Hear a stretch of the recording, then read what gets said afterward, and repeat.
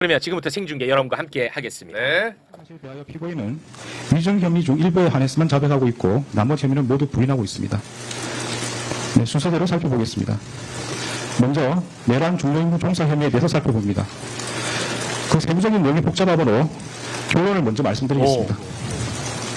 내란 중요임무 종사 혐의에 대해서는 유죄로 인정합니다. 참고적으로 내란 중요임무 종사가 아니라 내란 우두머리 방조에 대해서 설명을 드리면 처음 기소된 내란 우두머리 방조 혐의는 범죄로 성립할 수 없습니다. 내란죄는 피고적 공범으로서 관여자의 의사 방향이 일치하는 집합범이므로 내부자들 사이에서는 각자 수행한 역할에 따라 우두머리, 지휘자, 중요임무 종사자 등으로 처벌될 뿐 방조범에 관한 형법 종칙 규정이 적용될 여지가 없습니다. 따라서 내부자에 해당하는 피고인에게는 형법 종칙에 규정되어 있는 형법 32호에 따른 방조범이 성립할 여지가 없으므로 내란 우두머리 방조 공소사실은 범죄로 되지 않을 때 해당하게 됩니다. 내란 우두머리 방조 혐의로 기소되었으나 내란 중요임무 종사 혐의가 태계일적 추가적 병합되는 형태로 공소장이 변경되었습니다. 이에 대해서 변호인은 특별검사가 당초 공소 제기한 내란 우두머리 방조 공소사실과 태계일적으로 추가할 것을 신청한 내란 중요임무 종사 공소사실은 기본적 사실관계가 동일하지 않고 공소장 변경을 허가할 경우 피고인의 방어권 행사에 실질적인 불이익을 초래할 염려가 있으므로 공소장 변경을 허가한 것은 위법하다고 주장하고 있습니다.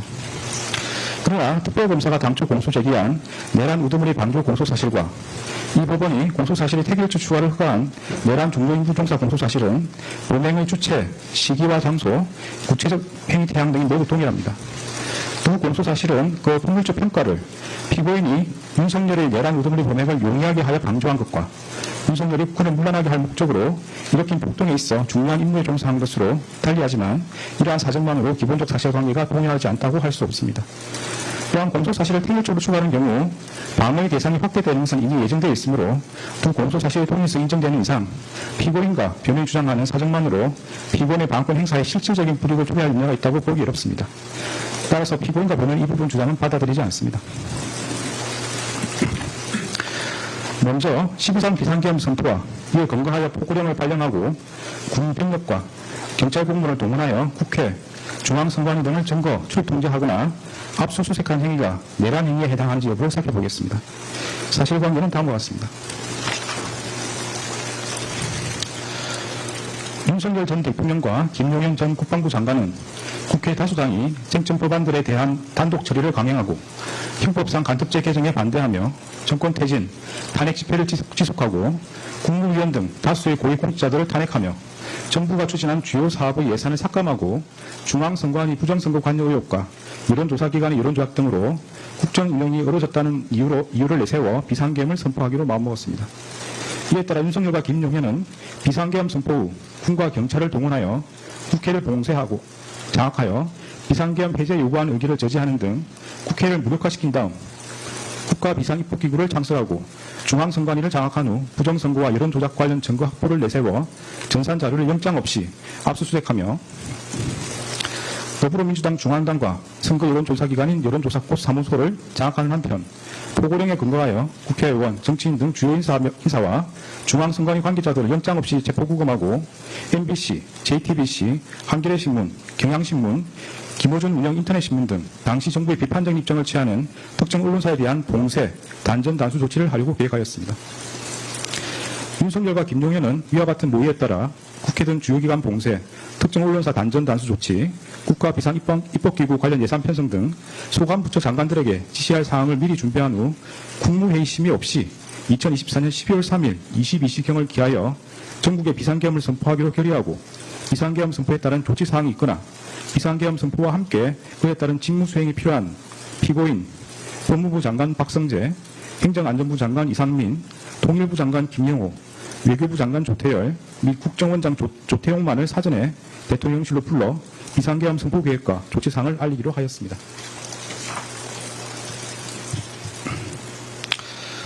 이에 따라 윤석열과 김용현은 2024년 12월 3일 10시 30분경부터 20시 6분경까지 사이에 이들에게 연락하여 대통령실로 오도록 한 다음 이들에게 국회가 탄핵을 계속하고 예산을 삭감하여 국정 운영이 어렵다.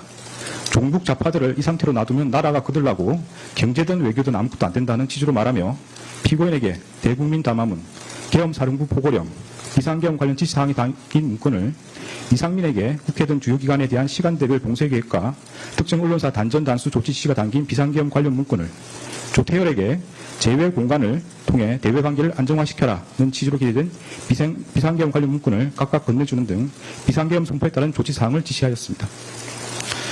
그 과정에서 윤석열은 피고인으로부터 비상계엄 선포를 위해서는 국무회의 심의라는 요건을 갖춰야 한다는 취지의 말을 듣고 국무회의 심의라는 외관 형성을 위하여 필요한 의사정족수 확보를 목적으로 대통령 비서실 제1부속실장 선임행정관 강의구와 수행비서 선임행정관 김정환으로 하여금 국무위원 중 일부에게만 연락하게 하였습니다.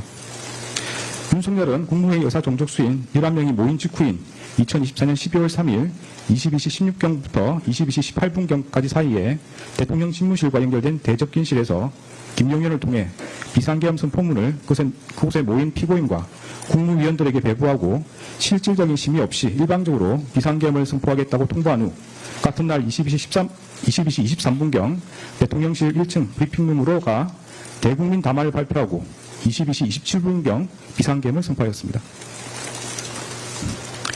계엄 사령관 육군대장 박안수는 2024년 12월 3일 23시 23분경 윤석열, 김용현의 순차 지시에 따라 1. 국회와 지방의회, 정당의 활동과 정치적 결사, 집회, 시위 등 일체의 정치활동을 금한다. 2. 자유민주주의 체제를 부정하거나 전복을 기도하는 일체 행위를 금하고 가짜뉴스, 여론조작, 허위선동을 금한다. 3. 모든 언론과 출판은 계엄사령부의 통제를 받는다. 4. 사회 혼란을 조장하는 파업, 태업, 집회 행위를 금한다. 5. 전공의를 비롯하여 파업 중이거나 의료 현장을 이탈한 모든 의료인은 48시간 내 본업에 복귀하여 충실히 근무하고 위반 시는 계엄법에 의해 처단한다. 6. 반국가 세력 등 체제 전복 세력을 제외한 선량한 일반 국민들은 일상생활의 불편을 최소화할 수 있도록 조치한다. 이상의 포고령 위반자에 대하여는 계엄법 9조에 의하여 영장 없이 체포구금, 압수수색을 할 수 있고 계엄법 14조에 의하여 처단한다. 는 내용의 포고령을 발령하였습니다. 윤석열은 2014년 12월 3일 22시 27분경부터 그 다음 날 4시 26분경까지 김용현, 박안수, 여인영, 곽종근, 이준우, 문상호, 경찰청장 치안총감 조지호, 서울특별시 경찰청장 치안정감 김봉식 등을 통해 성명불상인 군인과 경찰 공무원에게 순차 지시하여 국군 방첩사령부, 육군 특수전사령부, 수도방위사령부, 정보사령부 등에 소속한 무장군인 1,605명과 경찰청, 서울특별시 경찰청, 경기남부경찰청 등에 소속된 경찰 공무원 약 3,790명 등을 동원하여 국회, 중앙선관위 등을 점거, 출통제하거나 압수수색하였습니다. 다음으로 관련 법률 규정을 살펴봅니다. 헌법 87조는 대한민국 영토의 전부 또는 일부에서 국가 권력을 배제하거나 국헌을 문란하게 할 목적으로 폭동을 일으킨 사람은 다음 각호의 구분에 따라 처벌한다고 규정하면서 그 각호에서 우두머리는 사형, 무기징역 또는 무기금고에 처한다. 모의에 참여하거나 지휘하거나 그 밖에 중요한 임무에 종사한 사람은 사형, 무기 또는 5년 이상의 징역이나 금고에 처한다. 살상, 파괴 또는 약탈 행위를 시행한 사람도 같다. 부하 수행하거나 단순히 폭동에만 관여한 사람은 5년 이하의 징역이나 금고에 처한다고 규정하고 있습니다. 헌법 91조는 이 장에서 국헌을 문란하게 할 목적이란 다음 각호의 어느 하나에 해당함을 말한다고 규정하면서 1호에서 헌법 또는 법률에 정한 절차에 의하지 않고 헌법 또는 법률의 기능을 소멸시키는 것, 2호에서 헌법에 의하여 설치된 국가기관을 강압에 의하여 전복 또는 그 권능 행사를 불가능하게 하는 것을 들고 있습니다. 헌법 87조에서 규정하는 폭동이란 다수인이 결합하여 폭행 또는 협박하는 것을 말하고 여기서 폭행 또는 협박은 일체의 유형적 행사나 외포심을 생기게 하는 해악의 고지를 의미하는 최강의의 폭행 협박을 말하는 것으로서 이를 준비하거나 고조하는 행위를 전체적으로 파악한 개념이며 그 정도가 한 지방의 평온을 해할 정도의 위력이 있음을 요한다고 합니다. 앞서 본 바와 같이 윤석열과 김용현 등은 비상계엄을 선포하고 이에 근거하여 포고령을 발령하였는데 그 포고령은 헌법과 법률에 정한 절차에 의하지 않고 헌법에 의하여 보장되는 의회, 정당제도, 영장주의를 소멸시키고 헌법에 의하여 금지되는 언론 출판에 대한 허가 금지를 시행함으로써 헌법과 법률의 기능을 소멸시키려는 목적, 즉 국헌을 문란하게 목적으로 발령한 것이고 또한 다수의 군병력과 경찰 공무원을 동원하여 국회, 중앙선관위 등을 점거, 출통제하는 등 다수인을 결합하여 육력을 행사하고 해악을 고지함으로써 한 지역의 평온을 해할 정도의 위력이 있는 폭동을 일으켰다고 인정됩니다. 따라 12.3 비상계엄 선포와 이에 근거하여 위헌 위법한 포고령을 발령하고 군병력 및 경찰 공무원을 동원하여 국회, 중앙선관위원을 증거 출입 통제하는 등의 행위는 형법 87조에서 정한 내란 행위에 해당합니다. 이하에서는 12.3 내란이라고 말하겠습니다. 다음으로 내란 중요 임무 종사 행위에 대해서 보겠습니다. 윤석열이 국헌을 문란하게 할 목적으로 일으킨 폭동의 수단으로 선택한 이 사건 비상계엄 선포에 있어 피고인이 국무회의 심의라는 외관을 형성하거나 국무위원들로부터 부수를 받아 절차적 요건을 갖추는 등으로 중요한 임무에 종사한 경우에는 형법 87조 2호에서 정하는 바에 따라 처벌된다고 할 것입니다. 피고인이 구체적으로 어떤 행위를 했는지 살펴보겠습니다. 네, 공소장에 많은 행위들이 기재되어 있으므로 먼저 결론을 말씀드리겠습니다. 중요 임무 종사로 인정되는 행위는 국무회의 심의라는 외관 형성 관련 행위, 헌법과 법률에 의하여 피고인에게 인정된 자기 의무 위반 관련 부작위, 국무위원 부서 외관 형성 관련 행위, 주요기관 봉쇄 계획 및 특정 언론사 단전 단수 조치 관련 지시 이행 방안 논의입니다. 공소사실 중에 중요 임무 종사로 인정되지 않는 행위는 윤석열로부터 행사에 대신 참석하라는 지시를 받았다는 부분 관련 행위, 비상계엄 선포 후 절차적 요건 구비 시도 관련 행위, 계엄 해제 국무회의 심의 지연 관련 행위입니다. 그러면 중요임무 종사에 해당하는 행위를 순서대로 보겠습니다. 먼저 국무회의 심의라는 외관 형성 관련 행위에 대해서 살펴보겠습니다. 피고인이 이 사건 비상계엄 선포에 관하여 국무회의 심의라는 절차적 요건을 외형적으로나마 갖추도록 함으로써 윤석열 등이 내란 행위를 함에 있어 중요한 임무에 종사했다고 인정할 수 있습니다. 구체적 이유는 다음과 같습니다.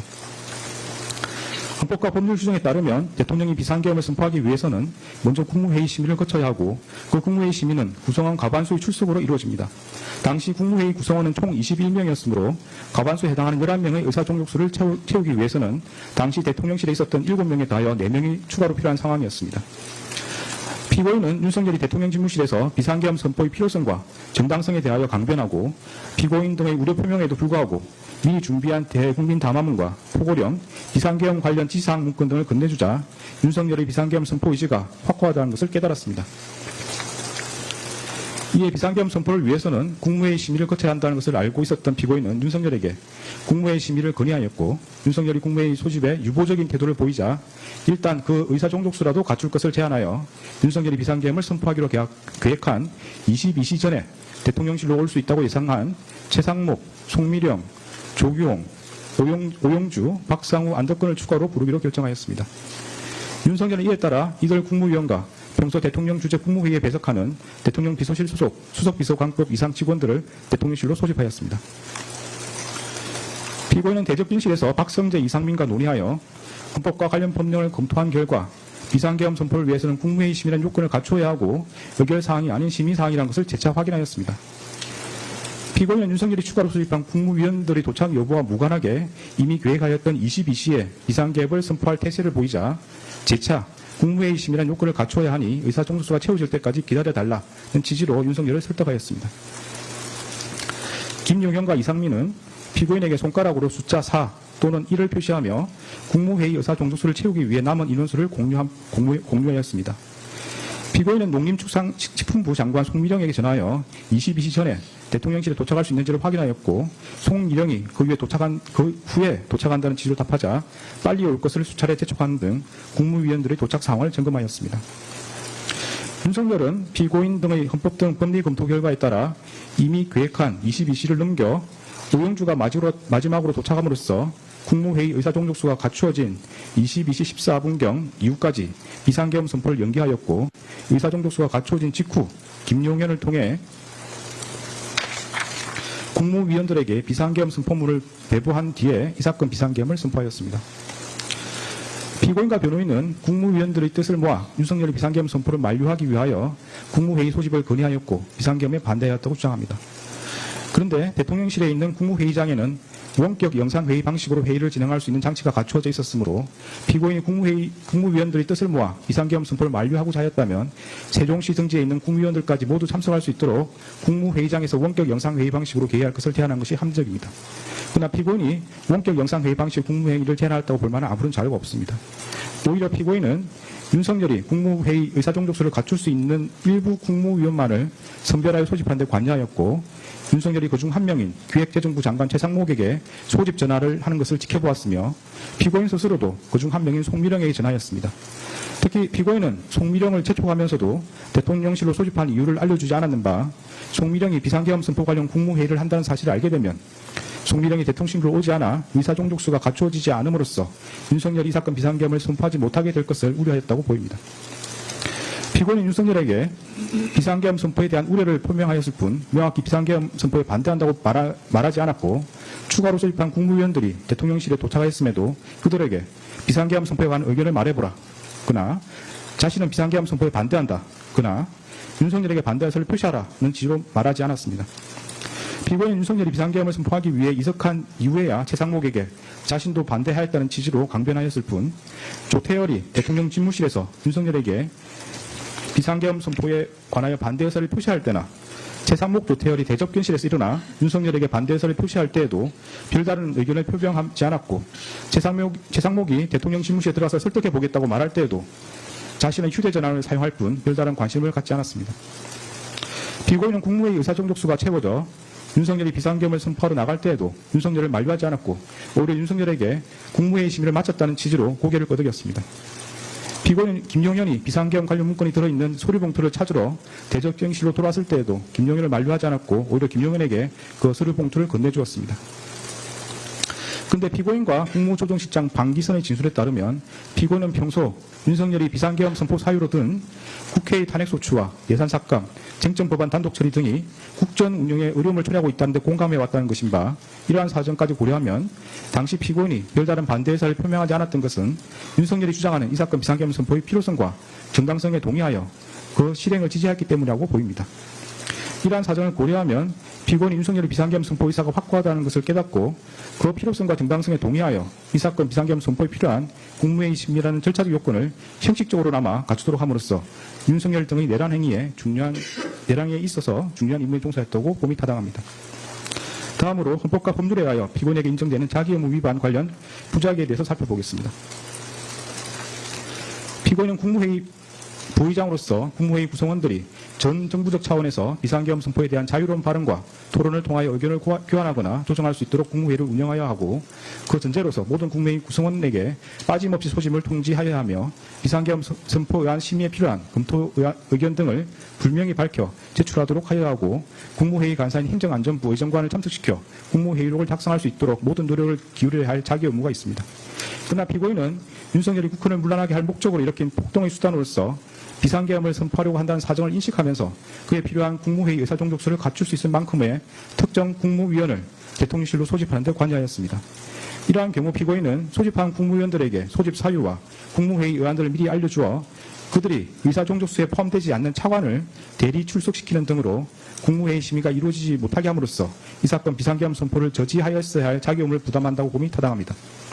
피고인은 이러한 의무를 다하지 않은 채 오히려 송미령에게 전하여 윤석열이 비상계엄을 선포하겠다고 예고한 22시 전에 대통령실에 도착하도록 수차례 재촉하는 등 이들이 이 사건 비상계엄 선포를 위한 국무회의 의사종족수를 갖추는 데 이용되도록 하였습니다.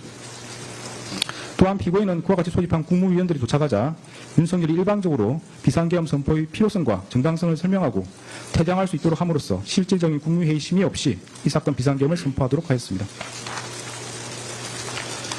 그리고 피고인은 국무총리로서 자신의 지휘 감독을 받는 이상민이 윤석열로부터 특정 언론사 단전 단수 조치 지시를 받아 이를 이행함으로써 윤석열 등의 내란 행위에 가담하고자 한다는 것을 알게 되었을 경우 이를 중지 또는 취소하기 위하여 모든 노력을 기울여야 할 자기 의무가 있습니다.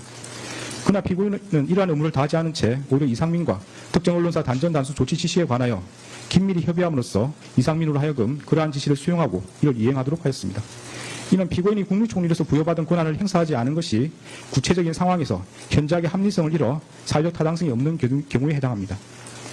피고인이 이러한 자기 의무를 이행하였더라면 윤석열이 이 사건 비상계엄 선포 등 내란 행위라는 결과를 쉽게 방지할 수 있었다고 인정됩니다. 이러한 피고인 부작위로 인한 법익 침해는 자기에 의한 법익 침해가 동등한 형법적 가치가 있는 것으로서 이 또한 형법 제87조 2호에서 규정하는 내란 중요 임무 종사 범죄 실행행위로 평가할 수 있습니다. 다음으로 국무위원 부서 외관 형성 관련 행위에 대해서 살펴봅니다. 피고인이 이 사건 비상계엄 선포에 관하여 국무위원들로부터 부서를 받아 절차적 요건을 갖추도록 시도함으로써 윤석열 등의 내란 행위에 있어 중요한 임무에 종사했다고 인정할 수 있습니다. 구체적인 이유는 다음과 같습니다. 대한민국 헌법 82조는 대통령의 국법상 행위는 문서로서 하며 그 문서에는 국무총리와 관계 국무위원이 부서한다. 군사에 관한 것도 또한 같다고 규정하고 있습니다. 이러한 헌법 규정에 따르면 비상계엄 선포는 문서의 형식으로 하여야 하고 그 문서에는 국무총리와 관계 국무위원의 부서가 있어야 합니다. 이는 대통령의 권한 행사를 명확하게 하고 책임 소재를 확실하게 하기 위하여 헌법상 요구되는 기관 내부적 권력 통제 절차입니다. 피고인의 수사기관 진술과 국무총리 집무실에서 이루어진 논의 내용을 고려하면 피고인은 과거 비상계엄 선포에 모든 국무위원이 부서였다는 사실을 알고 있었고 이 사건 비상계엄 선포에 관여 국무위원의 부서가 필요하다는 사실 역시 인식하고 있었습니다. 박성재와 이상민이 참석자 서명을 받아야 한다는 취지로 논의한 뒤 강의구에게 국무위원 서명을 받도록 준비해달라고 요청하는 것을 피고인이 지켜보았고 강의구가 대적변실을 나가는 국무위원들에게 서명 작업을 준비하고 있으니 기다려달라고 말하는 것도 지켜보았습니다. 피고인은 최상목 조태열이 서명을 하지 못하겠다는 취지로 말하자 여기 모여서 회의에 참석했다는 의미로 서명할 수 있는 것 아니냐는 취지로 국무위원들에게 서명할 것을 직접 지시하였습니다. 그런데 통상적인 국무회의의 경우에는 참석한 국무위원을 전자적 방식으로 확인하여 국무회의록에 기재하고 국무위원이 수기로 서명하는 절차는 마련되어 있지 않습니다. 결국 박성재와 이상민의 논의에 따라 피고인 국무위원들에게 지시한 서명은 국무회의 참석 여부를 확인하는 의미의 서명이 아니라 대통령의 국법상 행위인 비상계엄 선포에 관하여 절차상 요구되는 국무회의 부서를 의미합니다. 피고인은 최상목, 조태열 등 일부 국무위원의 반대로 결국 비상계엄 선포에 관한 국무회의 부서가 이루어지지 않자 비상계엄 해제 국무회의를 마친 직후 국무위원들에게 국무회의 심의를 거쳐 비상계엄을 해제했지만 앞서 있었던 비상계엄 선포 국무회의 심의의 하자로 해제가 되지 않을 수 있다는 취지의 논리를 내세우며 국무위원들을 설득하여 다시금 부서를 받으려고 시도하였습니다. 이러한 사정을 고려하면 피고인이 앞서 이 사건 비상계엄 선포에 관하여 국무회의 심의라는 절차 요건을 외형적으로나마 갖춘 것과 같은 취지에서 국무위원들로부터 비상계엄 선포의 절차 요건에 해당하는 부서를 받고자 시도함으로써 윤석열 등의 내란 행위에 있어 중요한 임무에 종사했다고 봄이 타당합니다. 다음으로 주요기관 봉쇄 계획 및 특정 언론사 단전 단수 조치 관련 지시 이행 방안 논의와 관련해서 살펴봅니다. 피고인 이상민과 특정 언론사 단전 단수 조치 관련 지시 이행 방안 등을 논의하고 이를 이행하도록 함으로써 윤석열 등의 내란 행위에 있어 중요한 임무에 종사했다고 인정할 수 있습니다. 구체적인 이유는 다음과 같습니다. 대한민국 헌법 21조는 모든 국민은 언론 출판의 자유와 집회 결사의 자유를 가진다. 언론 출판에 대한 허가와 검열, 집회 결사에 대한 허가는 인정되지 아니한다고 정하고 있습니다. 여기서 말하는 검열은 그 명칭이나 형식과 관계없이 실질적으로 행정권이 주체가 되어 사상이나 의견 등이 발표되기 이전에 예방적 조치로서 그 내용을 심사 선별하여 발표를 사전에 억제하는, 즉 허가받지 않은 것의 발표를 금지하는 제도를 뜻하고 이러한 사전 검열은 법률로서도 불가능한 것으로서 절대적으로 금지됩니다. 언론 출판에 대하여 사전 검열이 허용될 경우에는 국민의 활동의 독창성과 창의성을 침해하여 정신생활에 미치는 위험이 클 뿐만 아니라 행정기관이 집권자에게 불리한 내용의 표현을 사전에 억제함으로써 이른바 관제 의견이나 지배자에게 무해한 여론만이 허용되는 결과를 초래할 우려가 있기 때문에 헌법이 절대적으로 금지하고 있는 것입니다. 이상민이 윤석열의 지시에 따라 소방청장 허석곤에게 전달한 특정 언론사 단전 단수 조치는 경찰이 2024년 12월 3일 24시경 특정 언론사를 진입 봉쇄하면 소방이 단전 단수 조치를 하라는 취지의 내용입니다.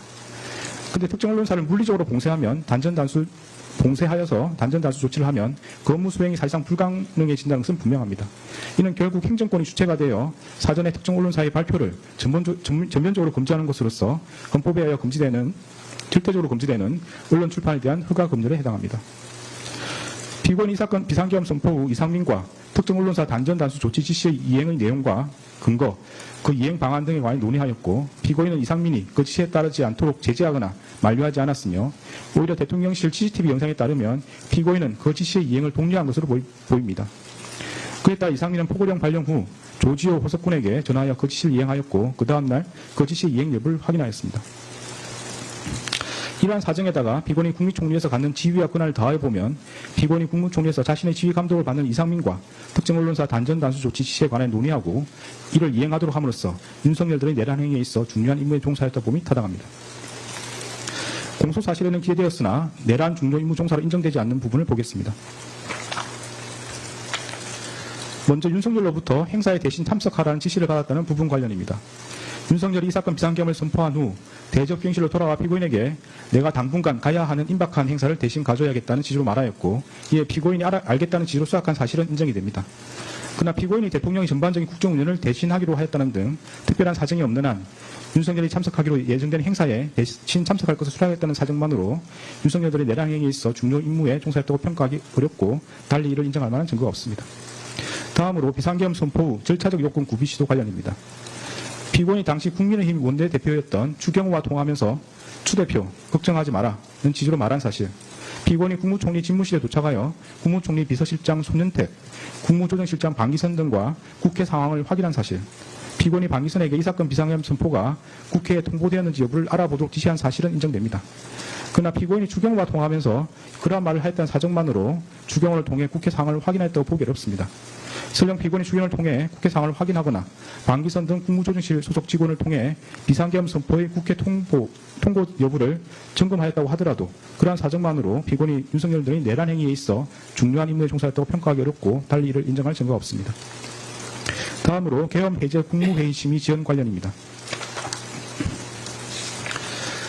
특별검사가 제출한 증거만으로는 피고인이 계엄 해제 국무회의 심의를 지연하여 중요한 임무에 종사했다거나 피고인에게 그러한 고의가 있었다고 평가하기 어렵습니다.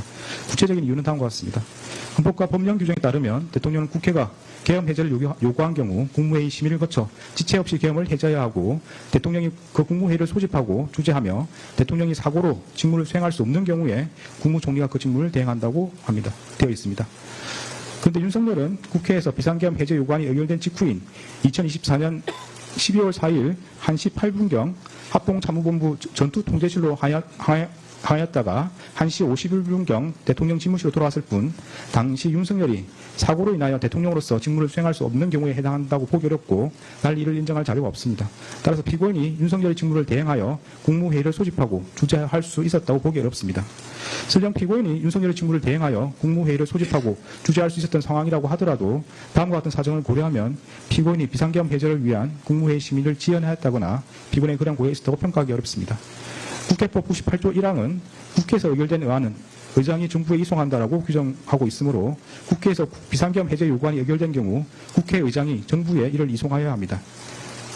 피고인은 국회의장 우원식이 2024년 12월 4일 2시 1분경 대통령실과 국방부에 비상계엄 해제 요구 통지를 송부했다는 취지로 발표한 직후 대통령 비서실장 전진석으로부터 국무위원들을 소집해달라는 취지의 전화를 받았고, 그로부터 몇 분 지나지 않아 방기선을 통해 국무위원들을 대통령실로 소집하였습니다. 피고인은 같은 날 2시 28분경 대통령실에 도착해 윤석열에게 비상계엄 해제를 위한 국무회의 개의를 건의하였고, 윤석열의 승낙을 받아 국무회의를 주재할 권한을 위임받았습니다. 피고인이 소집한 국무위원들은 2시 35분경부터 순차로 대통령실에 도착하였고, 4시경까지도 국무회의 의사종족수가 부족하여 국무위원들을 더 기다려야 하는 상황이었습니다. 피고인은 비상계엄 해제를 위한 국무회의 의사종족수가 채워지기를 기다리는 동안 방기선을 통해 비상계엄 해제 의안을 만들고 의안 번호를 확인하는 등 국무회의를 개의하기 위한 절차를 밟았고, 의사종족수가 채워지자 지체 없이 국무회의를 주재하여 비상계엄 해제안을 심의하였습니다. 이러한 사정을 고려하면 피고인이 국회에서 비상계엄 해제 요구안이 의결된 후 약 1시간가량 국회의장의 의안 이송을 기다려 방기선으로부터 국무위원들에게 국무회의 소집을 통보하게 한 것을 두고 비상계엄 해제를 위한 국무회의 심의를 지연시켰다고 평가하기 어렵습니다. 이처럼 공소사실에는 기재되어 있으나 내란 중요임무 종사로 인정되지 않는 부분은 이와 일제관계 있는 범죄 사실을 앞서 본 바와 같이 내란 중요임무 종사죄 유죄로 인정하므로 따로 주문해서 무죄로 선고하지 않습니다. 더 나아가 피고인에게 국헌을 문란하게 할 목적과 내란 중요임무 종사의 고의가 있는지 여부에서 살펴보겠습니다. 피고인에게 국헌을 문란하게 할 목적과 윤석열이 그러한 목적으로 포고령을 발령하고 군병력과 경찰 공무원 등 다수인을 집합하여 폭동을 일으키는 사실에 대한 인식과 의혹이 있었다고 인정할 수 있습니다. 구체적인 이유는 다음과 같습니다. 피고인은 2024년 9월 3일 국회 예산결산특별위원회에서 얼마 전부터 야당 대표를 필두로 많은 야당 인사들이 계엄 해제를 막기 위해 계엄 선포와 동시에 국회의원을 체포, 구금하는 계획을 꾸몄다더니 국방부 장관 후보자와 국군 사령관의 같은 고등학교 선후배를 기용한 것이 탄핵 대비와 계엄 준비용이 아니냐며 계엄 선동 정치를 펼치고 있다. 피고인은 어떻게 생각하느냐는 취지의 서일준 위원의 질의에 대하여 헌법 규정에 따르면 계엄을 선포하더라도 국회가 과반수로 의결하면 즉각 해제하게 돼 있지 않느냐. 그러면 결국 그 논리는 계엄을 통해서 국회의 기능을 정지시킨다는 이야기냐는 취지로 답한 바가 있습니다. 피고인이 이 법정에서 이에 대하여 국회의원들이 2024년 9월경 계엄 준비설이 언급되던 시기에 비상계엄을 할 것이다고 계속 질의했기 때문에 얼마나 가능성이 없는 일인지 강조하는 취지에서 비상계엄을 선포하더라도 국회에서 해제 요구를 하면 해제할 수밖에 없다고 답하였던 것 같다라는 취지로 진술하였습니다. 피고인이 국회에서 한 답변과 이 법정에서의 진술에 따르면 피고인은 이 사건 비상계엄 선포 이전부터 정치권에서 윤석열이 비상계엄 선포 후 국회의원을 체포구금하여 국회의 비상계엄 해제 요구를 저지하는 것 아니냐는 의혹이 제기되고 있었고, 이에 비추어 윤석열이 비상계엄을 선포하는 경우 군병력을 동원함으로써 결국 국회의 권능 행사를 정지시키는 것으로 연결될 수 있음을 충분히 예상할 수 있었습니다. 피고인은 2024년 12월 3일 20시 45분경 대통령 집무실에서 윤석열로부터 국회의 탄핵소추와 예산 삭감으로 국정 운영이 어려워 비상계엄을 선포해야 한다는 취지의 말을 들었고, 같은 날 21시 52분경 대접견실에서 김용현이 조태열에게 군대가 대기하고 있다는 취지로 답하는 것을 지켜보았습니다. 이러한 윤석열과 김용현의 발에 따르면 피고인은 윤석열이 이 사건 비상계엄을 선포한 뒤 김용현을 통해 군병력을 동원함으로써 강압에 의하여 국회의 권능 행사를 불가능하게 하는 등 다수인을 집합하여 폭동을 일으킬 것을 충분히 예상할 수 있었습니다. 피고인은 같은 날 대통령 집무실에서 윤석열로부터 대국민 담화문과 포고령을 교부받았고, 이 사건 비상계엄 선포 후 이상민과 특정 언론사 단전 단수 조치 지시에 관하여 논의하였습니다. 이러한 대국민 담화문, 포고령, 이상민이 받은 지시 내용에 따르면 피고인은 윤석열이 반국가 세력인 국회를 척결하겠다는 이유에서 이 사건 비상계엄을 선포한 뒤 군병력을 동원하고 포고령을 발령하여 국회와 정당의 활동을 금지하고 특정 언론사의 활동을 불가능하게 하며, 이를 위반한 사람을 영장 없이 체포구금, 압수수색하여 형사처벌함으로써 헌법과 법률에 의한 절차에 의하지 않고 헌법에 따라 보장되는 의회 정당제도와 영장주의를 소멸시키고 헌법에 의하여 금지되는 언론 출판에 대한 허가금지를 시행할 것을 충분히 예상할 수 있었습니다. 이러한 사유로 피고인에게 국헌을 문란하게 할 목적과 내란 중요 임무 종사의 고의가 있다고 인정됩니다. 다른 혐의들에 대해서 보겠습니다. 허위 공문서 작성 혐의는 유죄로 인정합니다. 관련 공소사실은 피고인은 강의구, 김용현, 윤석열과 순차 공모하여 마치 대통령의 국법상 행위인 비상계엄 선포가 국무총리와 관계 국무위원이 비상계엄 선포 전에 부수한 문서에 의하여 이루어진 것처럼 보이하여 이 사건 비상계엄 선포 관련 사법 절차 등의 행사할 목적으로 그 직무에 관하여 윤석열이 서명하고 피고인과 김용현이 부수한 비상계엄 선포문 표지를 허위로 작성하였다는 것입니다. 이에 대하여 피고인과 변호인은 피고인은 강의구로부터 비상계엄 선포문 표지에 서명을 요청받으면서 별다른 설명을 듣지 못하였고, 그에 부착된 비상계엄 선포문이 자신이 소지한 문서와 동일하던 취지에서 서명하였으며, 문서의 기재 내용이 객관적 사실과 부합하므로 비상계엄 선포문 표지가 허위 공문서에 해당한다고 할 수 없고, 피고인에게는 허위 공문서라는 인식과 이를 행사할 목적이 없었으며, 피고인은 윤석열, 김용현, 강의구와 공모한 사실이 없어 다투고 있습니다. 살피건대 여기서 허위란 표시된 내용과 진실이 부합하지 않아 그 문서에 대한 공공의 신용을 위태롭게 하는 경우를 말합니다. 허위 공문서 작성죄는 허위 공문서를 작성함에 있어 그 내용이 허위란 사실을 인식하면 성립하는 범죄입니다. 비상계엄 선포문 표지는 2024년 12월 3일자로 성립한 문서로서 대통령이 헌법 규정에 따라 국무총리와 관계 국무위원이 부수한 문서로서 이 사건 비상계엄을 선포했다는 사실관계 및 그로서 헌법상 요구되는 기관 내부적 권력 통제 절차가 작동하였음을 증명하는 기능을 갖습니다. 그러나 사실 비상계엄 선포문 표지는 2024년 12월 3일 이후에 피고인 김용현, 윤석열이 순차 서명함으로써 문서로서 성립하였고, 윤석열은 피고인과 김용현이 부수한 문서로 이 사건 비상계엄을 선포하지 않았습니다. 이는 결국 표시된 내용과 진실이 부합하지 않아 문서에 대한 공공의 신용을 위태롭게 하는 경우에 해당하므로 허위에 해당한다고 볼 수 있습니다. 피고인 진술에 따르더라도 피고인은 강의구로부터 비상계엄 선포문 표지를 받아 자신의 서명란 외에 대통령과 국방부 장관의 서명란이 있는 것을 보았고, 작성일이 2024년 12월 3일로 소급되어 기재되어 있는 것을 알고 있었습니다. 강의구는 피고인으로부터 피고인에게 부서라는 요건을 갖춰야 한다. 윤석열의 서명을 받아야 하고 피고인과 김용현의 서명도 필요하다는 취지로 설명하며 서명을 요구하였고, 피고인은 작성일을 소급한 문서를 작성하는 것에 대해 이의를 제기하지 않았습니다. 그 후에 피고인은 강의구에게 나중에 작성된 게 알려지면 괜한 논란이 될 수 있겠다. 문서가 없더라도 국무회의 실체는 있지 않느냐고 말하며 폐기를 요구하였습니다.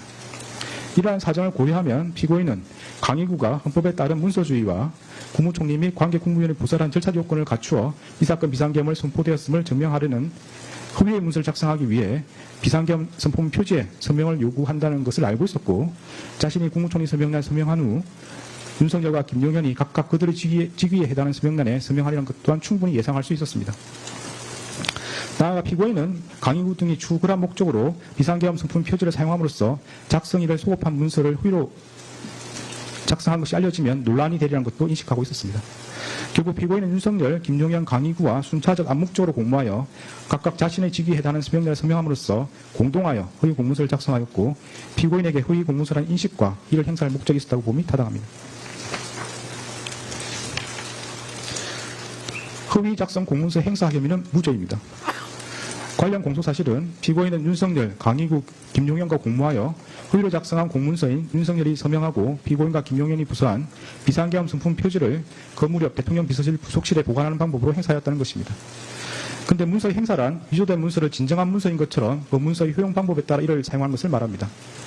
강의구는 피고인, 김용현, 윤석열로부터 차례로 서명을 받은 비상계엄 선포문 표지를 관련 절차에 따라 문서관리대장에 철하는 등으로 비치한 것이 아니라 자신의 사무실 서랍에 보관한 것으로 보입니다.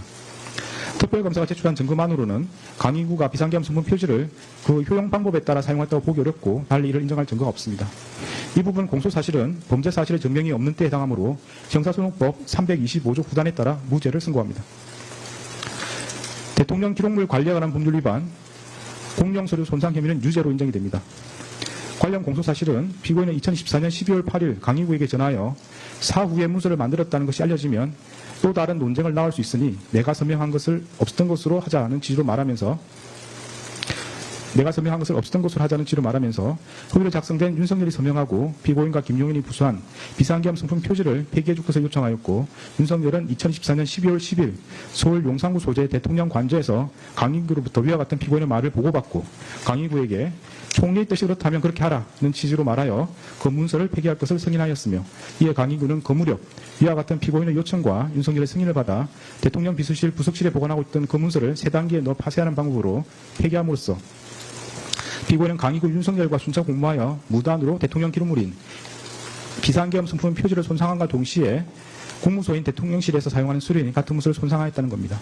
이에 대하여 피고인과 변호인은 피고인은 자신이 서명한 비상계엄 선포문 표지에 주 윤석열이 서명할 것임을 알지 못하였고 이를 예상할 수도 없었으며 피고인은 그 문서가 주 김용현과 윤석열의 서명을 거쳐 완성된다는 것도 알지 못하였고 피고인은 강의구에게 자신이 서명한 부분 폐기를 요청하였을 뿐 문서 전체를 파쇄를 요구하지 않았으므로 피고인에게 그 문서가 대통령 기록물 또는 공용서류라거나 이를 폐기 또는 손상한다는 고의가 없었다고 다투고 있습니다. 먼저 비상계엄 선포문 표지는 대통령 기록물 및 공용서류에 해당한다고 인정됩니다. 구체적인 이유는 다음과 같습니다. 대통령이 비상계엄을 선포하려는 경우 문서로서 하여야 하고 그 문서에는 국무총리와 관계 국무위원인 국방부 장관이 부서해야 합니다. 비상계엄 선포문 표지는 대통령의 직무수행이 비상계엄 선포와 관련한 기록물에 해당하고 국무총리와 관계 국무위원이 부서하고 대통령이 서명함으로써 대통령의 국법상 행위에 대한 문서주의 원칙을 실현하는 기능을 합니다. 이러한 사정을 고려하면 비상계엄 선포문 표지에 피고인과 김용현이 부서하고 윤석열이 서명하는 것은 결재권자의 결재에 해당하므로 이로써 공문서로 성립하고 그에 따라 대통령 기록물로 생산되었다고 할 수 있습니다.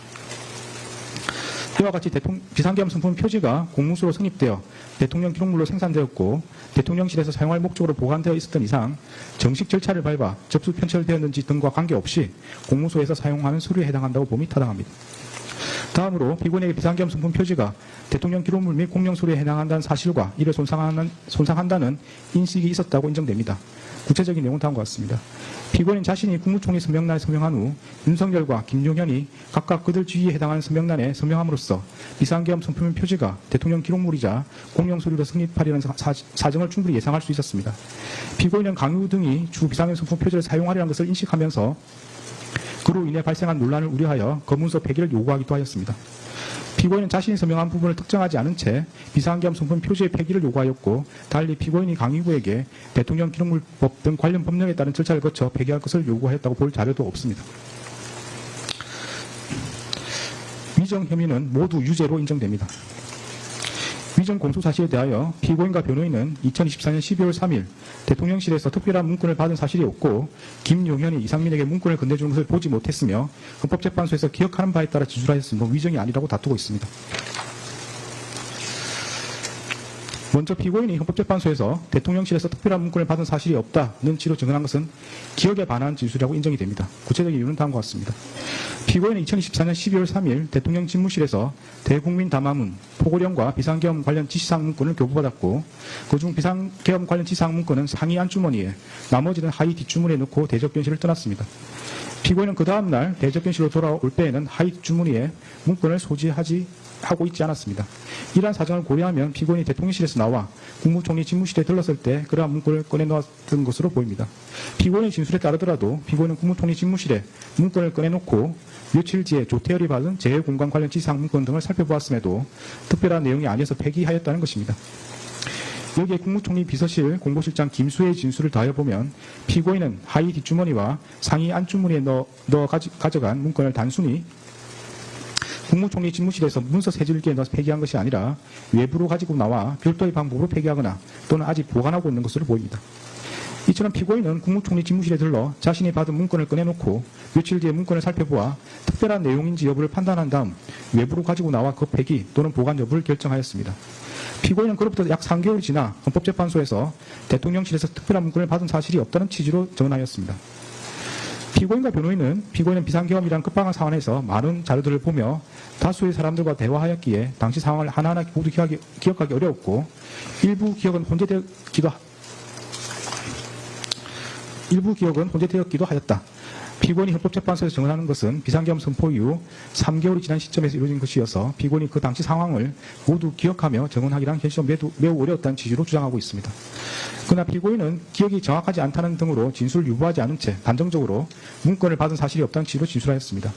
여기에 기록에 나타난 피고인의 학력, 경력, 사회적 지위 등 재반 사정을 더해보면 피고인이 불과 약 3개월 만에 대통령실에서 대국민 담화문, 포고령, 비상계엄 관련 지시사항 문건, 비상계엄 선포문을 받은 기억을 기억하지 못하였다는 취지의 주장은 도저히 수긍하기 어렵습니다. 다음으로 피고인이 헌법재판소에서 김용현이 이상민에게 문건을 건네주는 것을 보지 못했다는 취지로 증언한 것도 기억에 반하는 진술이라고 인정됩니다. 피고인은 김용현이 2024년 12월 3일 22시 16분경 강의구를 통해 복사한 비상계엄 선포문을 피고인, 이상민, 송미령 등에게 나누어 주는 것과 이상민이 같은 날 22시 43분경 대접견실 탁자 위에 놓여있던 비상계엄 선포문 등 문건을 한데 모아두는 것을 모두 지켜보았습니다. 피고인은 대접견실에서 이상민과 대화를 마친 후 그 문건 더미를 하위 뒷주머니에 집어넣어 가지고 나왔고 별도의 방법으로 폐기하였거나 아직 보관하고 있는 것으로 보입니다. 피고인은 기억이 정확하지 않다는 등으로 진술을 유보하지 않은 채 단정적으로 보지 못했다는 취지로 진술하였습니다. 여기에 기록에 나타난 피고인의 학력, 경력 등 재반 사정을 고려하면 피고인이 불과 3개월 만에 김용현이 이상민에게 비상계엄 선포문을 나누어 준 사실을 기억하지 못하였다는 취지의 주장은 수긍하기 어렵습니다. 네, 유무죄에 대한 설명을 마치고 양형에 대해서 보도록 하겠습니다.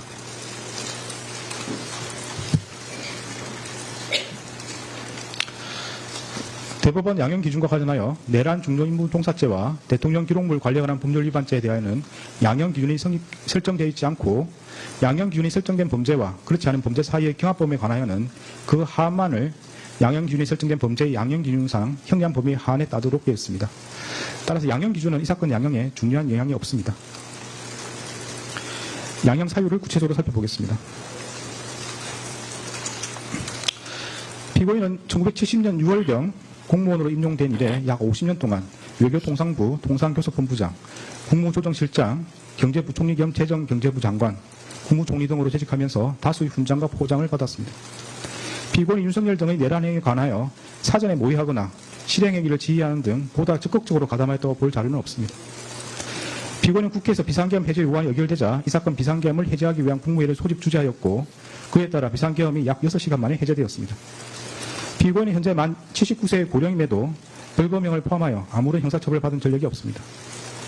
피고인은 최근에 이르러 경도 인지장애와 우울증을 진단받아 그에 따른 치료가 필요하고 피고인의 배우자는 독립적인 고등이 어려워 피고인의 돌봄과 간호가 필요하다는 내용의 관련 자료가 재판부에 제출된 바는 있습니다. 그러나 이러한 사정이 있더라도 다음과 같은 점을 고려하면 피고인에게 엄한 처벌을 하는 것이 타당하다고 보입니다.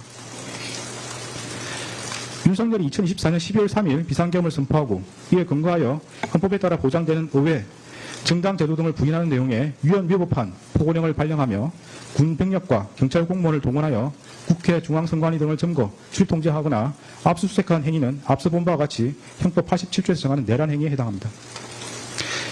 이러한 12.3 내란은 국민이 선출한 권력자인 윤석열 전 대통령과 그 추정 세력에 의한 것으로서 성격상 위로부터의 내란에 해당하는데, 이러한 형태의 내란은 이른바 친위 구테타라고도 불립니다. 세계사적으로 살펴보면 이러한 친위 구테타는 많은 경우 성공하여 권력자는 독재자가 되었고, 국민의 생명과 재산과 같은 기본권은 본질적으로 침해되었으며, 국가의 경제와 외교는 심각한 타격을 받았고, 독재자의 권력이 약해지는 시기가 되면 내전과 같은 전쟁이나 정치투쟁으로 국가와 사회전반이 회복하기 어려운 혼란에 빠지는 사례를 많이 볼 수 있습니다. 12.3 내란은 이러한 위로부터의 내란에 해당되는 점에서 그 위험성의 정도가 아래로부터의 내란과 비교할 수 없습니다. 왜냐하면 무엇보다도 국민이 선출한 권력자가 헌법과 법률을 경시하고 이를 위반하는 내란 행위를 함으로써 국민이 가진 민주주의와 법치주의에 대한 신전 자체를 뿌리채 흔들기 때문입니다. 현재 우리 주위에는 민주적 기본 질서에 대한 중대한 침해가 있거나 이를 파괴하려는 시도가 있고 이미 유효한 구제수단이 남아있지 않는 그러한 극단적인 상황에서나 논의되는 저항권을 평상시에 아무렇지도 않게 주장하는 사람들, 헌법과 법률에 정한 바 없어 위헌위법한 주장에 불과한 계몽정 계엄, 잠정적 계엄, 경고성 계엄을 당연하다고 주장하는 사람들, 지난 2025년 1월 19일 발생한 서울 서부지방법 폭동사건과 같이 자신의 정치적인 입장을 위해서는 헌법과 법률을 쉽사리 위반할 수 있고 그 과정에서 다른 사람에 피해를 줄 수 있는 상황이 당연하다고 생각하는 사람들, 민주주의의 근본이 되는 선거제도를 정당한 근거 없이 부정하는 사람들이 있습니다. 12.3 내란은 이와 같이 잘못된 주장이나 생각을 양산하거나 그 상태를 더욱 심각하게 만들었습니다. 이러한 점에서 아래로부터의 내란에 해당하는 기존 내란 사건에 관한 대법원 판결들은 위로부터의 내란에 가담한 피고인에 대한 형을 정함에 있어 기준으로 삼을 수 없습니다. 그리고 기존 내란 사건이 발생했던 시기와 12.3 내란이 발생한 시기에 대한민국의 국제적인 위상은 비교할 수 없을 정도로 차이가 납니다. 현재 대한민국은 세계적으로 선진국으로 인정받고 있고 이에 따라 국제무역과 국제정치 등에 있어서 그 위상도 기존과 비교할 수 없습니다. 이러한 대한민국에서 친위 구테타가 발생했다는 사실로 인하여 생긴 경제적, 정치적 충격은 기존 내란 행위와는 비교할 수 없을 정도에 이른다고 보입니다. 이러한 점에서도 기존 내란 사건에 관한 대법원 판결들은 피고인에 따른 형을 정함에 있어 기준이 될 수 없습니다.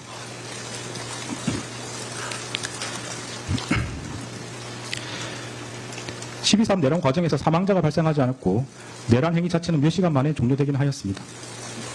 그러나 이는 무엇보다도 무장한 대원군의 맨몸으로 맞서 국회를 지킨 국민의 용기에 의한 것입니다.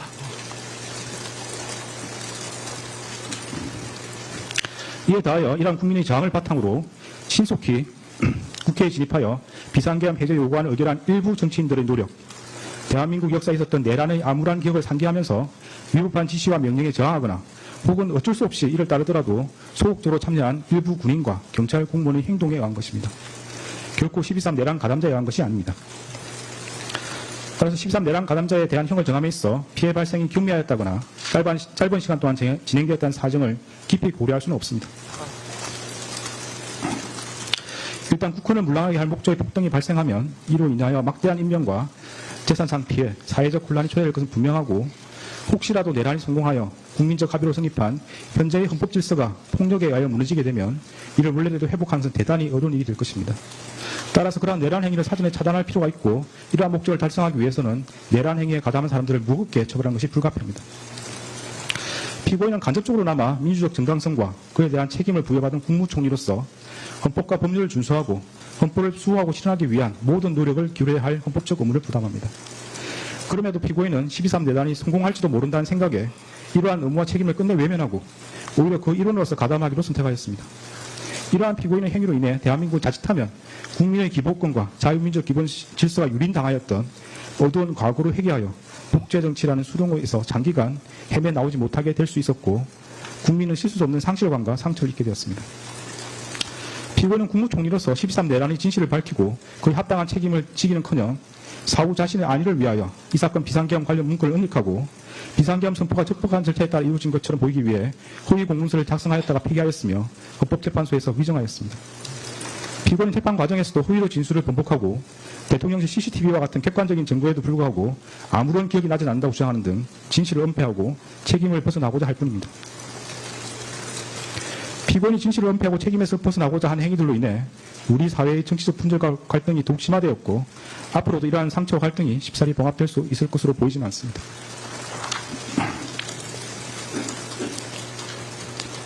피고인 제2회 공판기일에서 12.3 내란에 관하여 여러 가지 법적인 검토가 필요하여 공개적으로 제지하지 못했다는 취지로만 진술하였다가 이 법원의 요구에 따라 내란 중요인물 종사 공소사실이 태길적으로 추가되고 대통령실 CCTV 영상 재생 및 증인신문 등 증거조사를 거쳐 자신의 범죄 사실이 탄로나 형사처벌이 필요했어자 마지못해 최후 진술에 이르렀어야 국민이 겪은 고통과 혼란에 대해 가슴 깊이 죄송스럽게 생각한다는 취지로 진술하였지만 그 사과의 진정성을 인정하기 어렵습니다.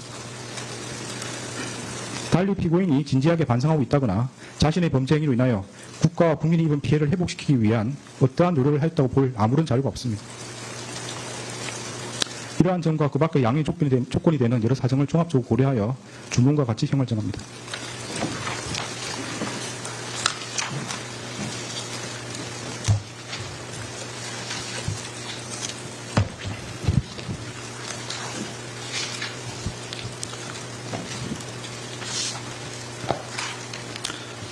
주문. 피고인을 징역 23년에 처한다. 이 사건 공소 사실 중 허위 작성 공문서 행사의 점은 무죄. 판결에 불만이 있으면 일주일 이내에 항소장을 제출해서 다툴 수 있습니다. 항소하는 경우는 서울고등법원에서 재판이 진행됩니다. 무죄 부분이 있습니다. 관련해서 안대문을 제공하고 주문의 무죄로 표시된 부분에 대해서는 관보나 신문 등에 이를 기재할 수 있습니다. 그런 절차를 원합니까? 피고인한테 묻습니다.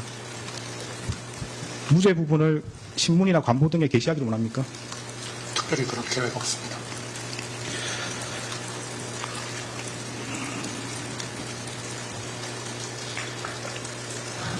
네, 관련 규정에 따라서 보상 안내물을 교부합니다.